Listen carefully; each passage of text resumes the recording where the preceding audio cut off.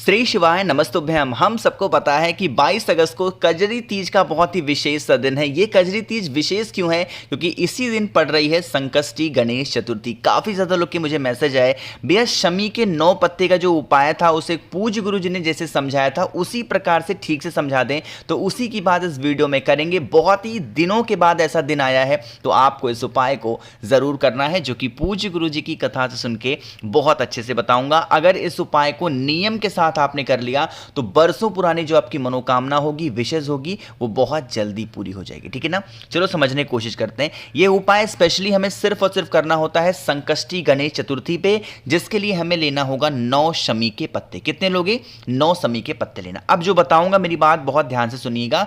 9 शमी के पत्ते के साथ में एक तांबे का लोटा भी ले लेना, उसमें जल भरिएगा। अब इस शमी के पत्ते को यहाँ पे मैं नंबरिंग डाल के लिख रहा हूँ ताकि आपको समझने में आसानी हो। ठीक है ना? जैसे देखो आपके पास में कितने शमी के पत्ते हैं? 9 शमी के पत्ते। ठीक है ना? इन 9 शमी के पत्तों में से आपको कितने पत्ते निकालने हैं? 5 पत्तों को आपको निकाल लेना। ठीक है ना? इन 5 पत्तों को निकालने के बाद में शिवलिंग के ऊपर, महादेव के शिवलिंग के ऊपर जो राइट साइड होता है वो भगवान गणेश का स्थान होता है। तो शिवलिंग पे राइट साइड पे आपको वही 5 शमी के पत्तों को क्या करना है? समर्पित कर देना। ये वाले जो 5 शमी के पत्ते थे वो आपको कहां समर्पित करने हैं? भगवान गणेश के स्थान पे चढ़ा दिया आपने। अब 9 में से 5 निकल गए। कितने शमी पत्ते अभी आपके पास बचे हैं? 4 शमी के पत्ते अभी आपके पास में और बचे हैं। इन 4 शमी के पत्तों में से जो 3 शमी का पत्ता होगा वो महादेव के शिवलिंग के ठीक ऊपर चढ़ाएंगे। ठीक है ना? कहां पे? यही वाला जो 4 शमी का पत्ता होगा कहां पे चढ़ाएंगे? आपको 4 में से 3 शमी के पत्ते कहां चढ़ाओगे? महादेव के शिवलिंग के ऊपर चढ़ाना। तो आपने, 1 मिनट में यहां पे लिख भी दे रहा हूं ताकि आप समझ जाओ। आपने 5 शमी का पत्ता भगवान गणेश के स्थान पे चढ़ाया और 3 शमी का पत्ता महादेव के शिवलिंग के ऊपर चढ़ाया। 5 और 3 कितने हुए? 8। इसका मतलब अभी आपके पास में कितने शमी के पत्ते बचे हैं? 1 शमी का पत्ता और बचा है। जब आपकी पूरी पूजन खत्म हो जाए, समाप्त हो जाए, आप अपनी सारी मनोकामना विशेष महादेव से कह चुके, उसके बाद में जब आप पूजन करके महादेव के शिवलिंग से बाहर निकलेंगे तो आपको नजर आएगा महादेव का चौखट। अरे आएगा कि नहीं आएगा? जिस तरफ से बाहर निकल रहे हो, आपका जो राइट साइड होगा, आपका जो दाहिना साइड होगा, उसी के पास में जो आपके पास में एक शमी का पत्ता है, उस शमी के पत्ते को चौखट पे रख देंगे और उसी चौखट के ठीक बगल में एक घी का दिया गोल बत्ती का मयूर ध्वज के नाम से लगा देना। किसके नाम से लगाओगे? मयूर ध्वज के नाम से। जो 8 शमी के पत्ते महादेव के शिवलिंग के ऊपर आपने चढ़ाए थे वो आपने मनोकामना के लिए चढ़ाए थे, लेकिन जो एक बाकी बचा हुआ शमी का पत्ता है उसे चौखट पे चढ़ा करके एक घी का दिया गोल बत्ती का मयूर ध्वज के नाम से अगर आप लगा देंगे तो कभी आपके घर में धन संपदा की कमी नहीं हो सकती। हमेशा मां लक्ष्मी का वास घर में आपके बना रहेगा। ठीक है ना?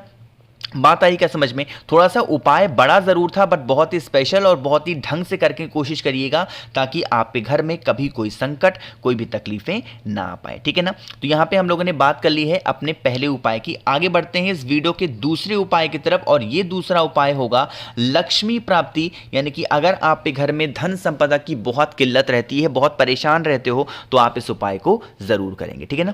चलो समझने की कोशिश करते हैं। सबसे पहले स्क्रीन पे आप सभी को फिर से दिख रहा होगा शमी का पत्ता। अब पहले उपाय में हम लोगों ने 9 शमी का पत्ता लिया था और दूसरे उपाय में भी हम कितने लेंगे? 9 शमी के पत्ते ही आपको लेने होंगे। ठीक है ना? 9 ना मिल पाए तो 3 ले लो, 3 ना मिल पाए तो 1 तो कम से कम लो, बट कोशिश करिएगा कि 9 शमी का पत्ता आपको मिल जाए। ठीक है ना?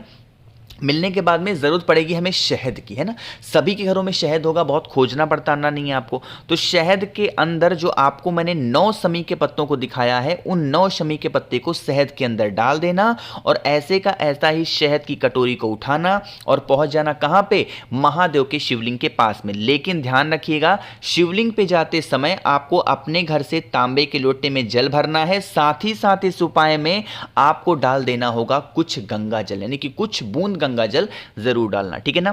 फिर पहुंच जाएंगे कहां पे? महादेव के शिवलिंग के पास में। अब इस उपाय को करने का कुछ नियम होता है। यह उपाय हम सुबह नहीं कर सकते। या तो आप इस उपाय को करेंगे प्रदोष काल में। कब करोगे? प्रदोष काल में। और अगर प्रदोष काल में नहीं कर सकते हो तो रात में 9 बजे के बाद करना, लेकिन उससे पहले नहीं कर सकते। ठीक है ना? लेके जाना, पहुंचते ही सबसे पहला काम करेंगे, एक लोटा शुद्ध जल तांबे के लोटे से श्री शिवाय नमस्तुभ्यम का जप करके आपको सबसे पहले जल ही समर्पित करना, ठीक है ना। जल चढ़ा दिया। अब जल चढ़ाने के बाद में आपको जो दूसरा काम करना है वो ये काम है कि आपके पास में जो शमी का पत्ता है जिसको आपने शहद में डुबा रखा है, उसे अवधूतेश्वर महादेव, कौन से महादेव, अवधूतेश्वर महादेव के नाम से आपको एक एक करके यही महादेव के शिवलिंग के ऊपर उन 9 के 9 शमी पत्र को या फिर जितने भी शमी के पत्ते आपने लिए हैं उसे अगर आपने समर्पित कर दिया तो कभी भी आप पे घर में धन संपदा की कमी नहीं हो सकती, हमेशा मां लक्ष्मी का वास आप पे घर में बना हुआ रहेगा, ठीक है ना। तो पहले उपाय की तो हमने 2 उपाय की हमने बात कर ली है।